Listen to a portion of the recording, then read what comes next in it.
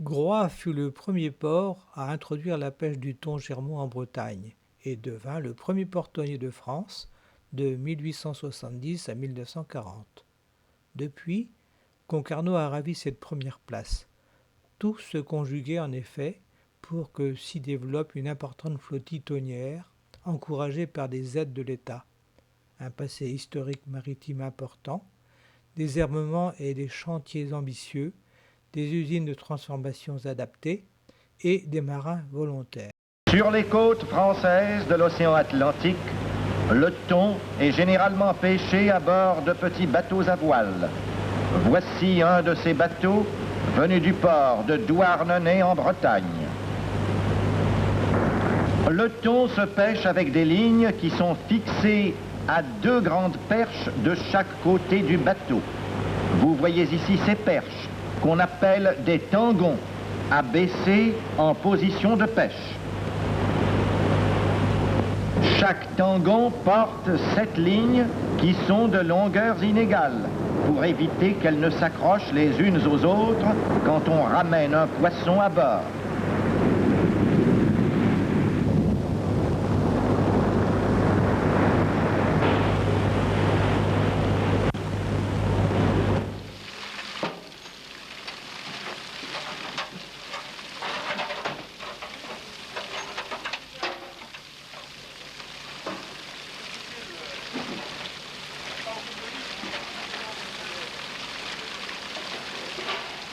Ils sont 4 tonniers en Afrique. L'histoire commence.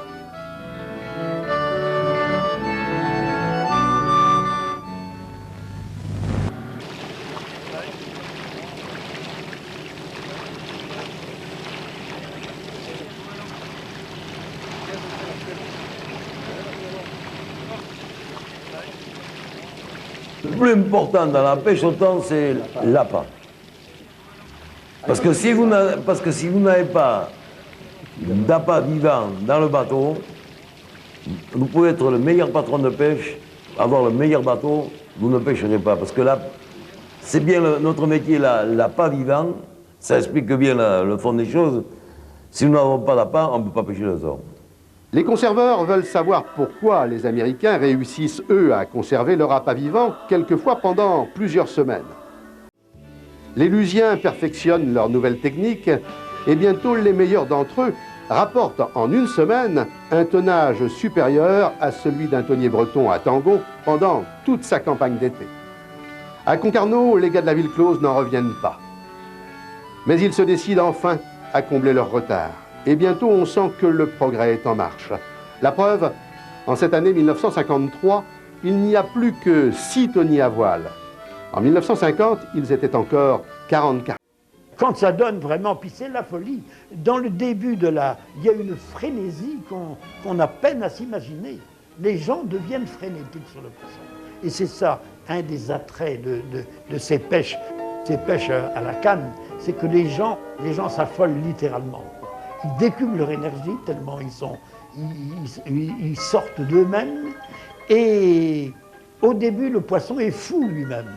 C'est-à-dire que vous lui lancez un hameçon avec une plume et il mord dessus. Et si l'hameçon n'avait pas de plume, il mangerait quand même.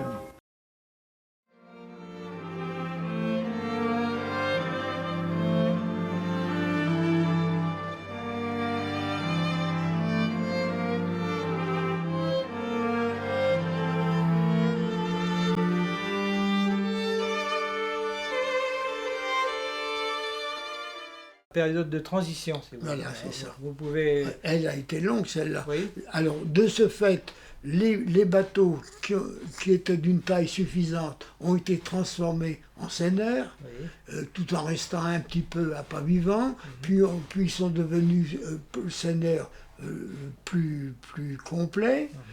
Et on a fait de nouveaux bateaux, en bois en particulier, ou en fer, toute une flottille qui était mixte également. Mixte, voilà. Qui était mixte Et alors, également. la période où on est vraiment passé à la Seine, on se situe dans les quelles années à peu près? Je dirais dans les années 70. 70. Oui, Là, je on est ne passé vois pas à la les- Seine, oui. et grâce justement à la relation qu'il y a pu y avoir entre les États-Unis On s'est inspiré beaucoup au départ, évidemment. Oui. Comme on avait un peu ce type de bateau également, on pouvait adapter facilement la méthode américaine. Oui. Avec Oui. le power block et autres. Ah, le power block était déterminant. Déterminant. Il y a eu de la pêche à la Seine au début aux États-Unis, en Californie. Sans le power block, c'était une véritable catastrophe. Oui. C'était vraiment pas une réussite. Et quand ce Yougoslave pur et éthique a inventé le power block, ça a été un changement total. Vous l'appelez comment Le pur éthique, l'inventeur du power block. Pur éthique. Oui, oui. Ah Un bon. Yougoslave Ah bon. de Californie. D'accord. Oui. Ah oui. Ils étaient très nombreux dans la pêche au thon là-bas, puisqu'ils étaient les inventeurs de la Seine pratiquement. Bien sûr, oui. Oui. Donc c'est les Yougoslaves finalement qui ont vraiment donné... La pêche californienne était entre les mains des Portugais ou des Azoriens. Il a fallu le passage à la Seine pour que les Yougoslaves viennent au premier rang dans cette pêche. D'accord. Oui. Et après, bon, vous avez été influencé par les méthodes américaines avant de revenir à une méthode plus traditionnelle. C'est-à-dire qu'on a conservé l'essentiel de la méthode américaine, parce qu'elle était universelle en fait. Oui. Mais nous avions adopté de l'équipement américain de plus en plus. D'accord. Oui. Tout n'était pas négatif là-dedans, il y Bien avait sûr, des bien choses sûr, oui, oui. très bien réussies. Oui. Oui. Et vraiment, le développement de vraiment la grande période, c'est dans quelles années à peu près? Si. La grande période, je vous dirais, les années 70. Les années 60. Les années 70, oui. Où l'on faisait venir à ce moment-là tous les transporteurs autres à Concarneau. Il y a eu une période remarquable. Il y avait un nombre de cargos qui touchaient à Concarneau. Un nombre incroyable, on n'avait jamais vu autant. C'était devenu un vrai port de commerce. Bah oui, Oui. tout à fait, oui. Ah oui. Ouais, puis, Mais ces bateaux étaient devenus indispensables parce que il fallait se rendre, il fallait trouver des bateaux disponibles, des cargos disponibles en permanence pour aller sur les lieux de pêche, et qui étaient toujours imprévisibles. Les périodes étaient assez peu connues. tout à fait, oui. Donc il fallait toujours avoir des bateaux sur place, ce qui était un problème très difficile à résoudre. Alors, il y avait pourtant des bâtiments de congélation là-bas, à Dakar et ailleurs. Oui, bien sûr, et ils ont servi quand même pendant plus de 25 ans. 5 ans, oui. Malgré tout, certainement, nettement plus de 25 ans. Mais la pêche n'était plus à cet endroit-là.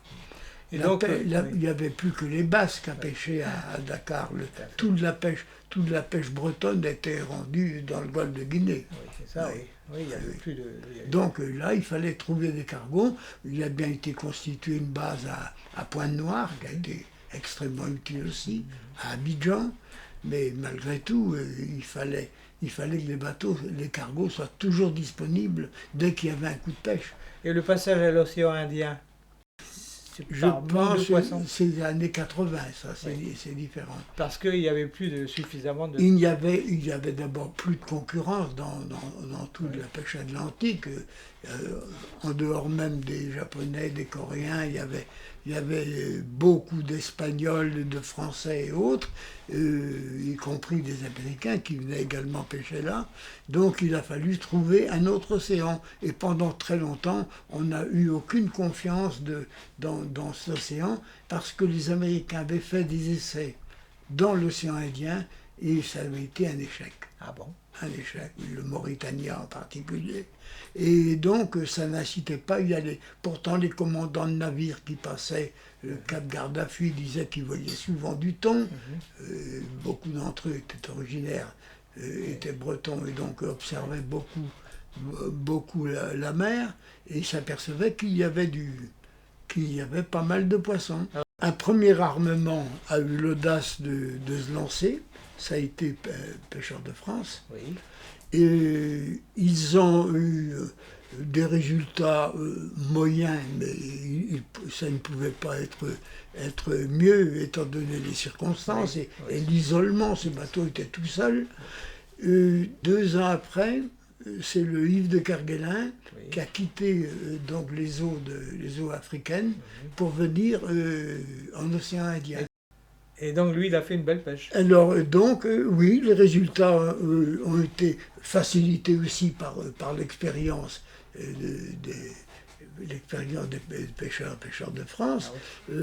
Nos résultats ont été facilités aussi. On a su d'abord les zones où aller travailler, où il ne fallait pas aller travailler, appris beaucoup de choses en matière de ravitaillement, parce que les Seychelles, il n'y avait rien du tout. Bah oui. Il fallait tout faire venir.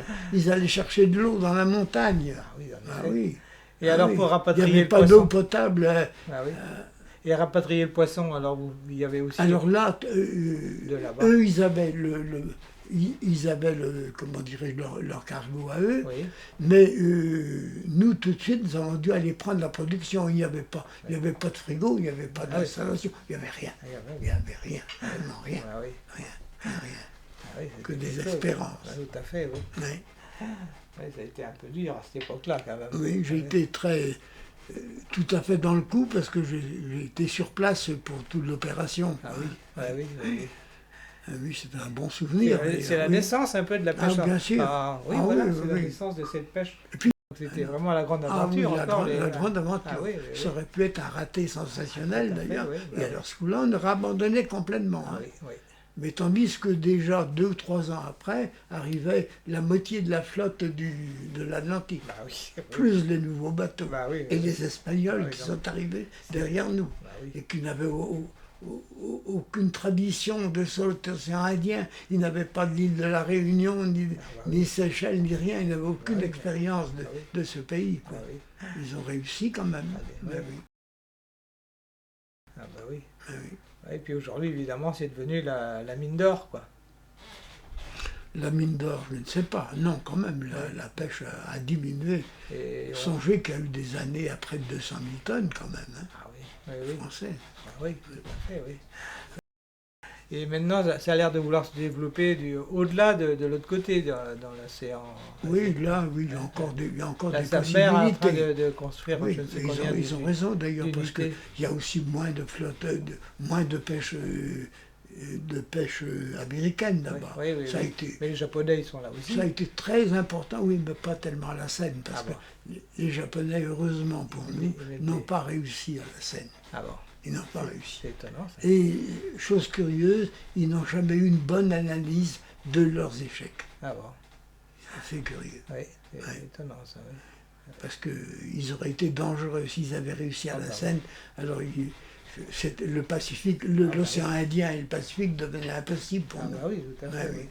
Donc c'est devenu une espèce de... Ils sont restés, ils ont amélioré leur méthode, mais Oui. ils sont restés à l'appât vivant, Mhm. ou à la palangre. Ah oui, à Palangre. Beaucoup à la Oui, palangre. des centaines de kilomètres de Palangre. Ah oui, Ouais, oui, c'est oui, un oui. peu pareil. C'est pour ça qu'ils Oui, sont oui. friands de thon rouge en ce moment Oui. et autres qui valent des fortunes. Exactement. Ah oui, Ouais, oui. parce qu'ils n'ont pas, eux-mêmes ne les pêchent pas finalement. Ou pratiquement pas. Si le thon rouge vaut si Le cher- thon rouge, non. Ils ont fait sur Australie un moment, mais non, pas Oui, tellement. oui, oui, oui, oui. Il n'y a pas tellement dans le Pacifique d'ailleurs. 10 tonniers sont sortis des chantiers Périou depuis la naissance du Cap Bojador en 1990. 3 armements vont s'engager dans le développement de la pêche à l'albacore et de l'Istao. La Cobrecaf, compagnie bretonne des cargos frigorifiques, le CMB, Chevannes, Merceron, Ballery et Sopiquet. D'évolution en regroupement, après France-Thon, qui comprenait CMB et Sopiquet, naît en 2011 la CFTO, compagnie française du thon océanique, qui développe une flotte de thoniers océaniques de 17 unités de thoniers sonneurs congélateurs tropicaux. Pour une production de 80 000 tonnes sur les 4 millions de tonnes pêchées par an dans le monde, elle emploie 300 marins français, pour l'essentiel des officiers, et 400 marins africains répartis en Atlantique et dans l'océan Indien, comme l'explique Jean-Yves Labbé, le directeur général, dans la revue En Lien de juillet 2013. S'ajoute maintenant la SAMER, créée en 1947 et qui se positionne depuis 2006 sur la pêche au thon, avec ses 6 tonniers et ses entrepôts à La Réunion et à l'île Maurice. Les armements français en sont en concurrence avec près de 460 navires américains, espagnols, japonais en Atlantique et dans l'océan Indien.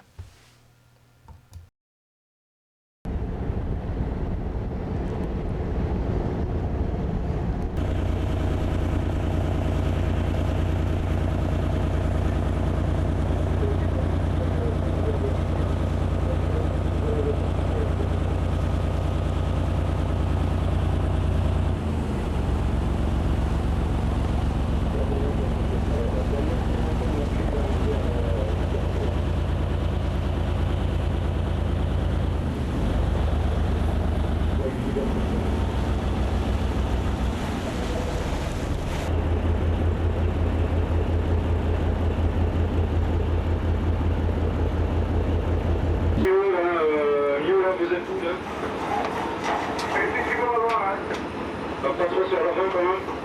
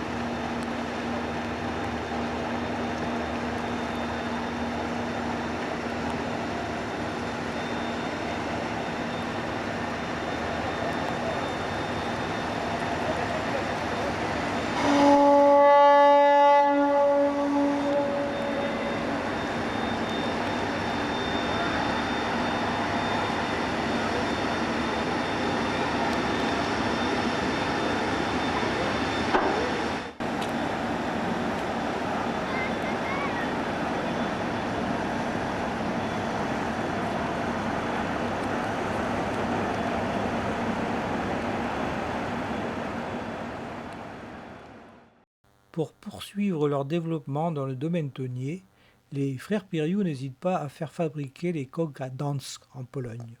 Le chantier polonais les remorqueront à Concarneau. À vide, elles dominent de manière impressionnante les remparts de la ville close. Ainsi, le Glénan, le Steren, le Trévignon, le Drennec et le Franche-Terre seront achevés dans les ateliers du Rodowick, puis armés définitivement quai Est. Pour Concarneau, premier port-tonnier, la page est tournée. Ce fut une belle histoire. Y a-t-il encore un avenir pour la pêche du thon et la construction de tonniers à Concarneau? La pêche du Germont dans le golfe de Gascogne n'a peut-être pas dit son dernier mot. La ressource importante inspirera peut-être une pêche pélagique.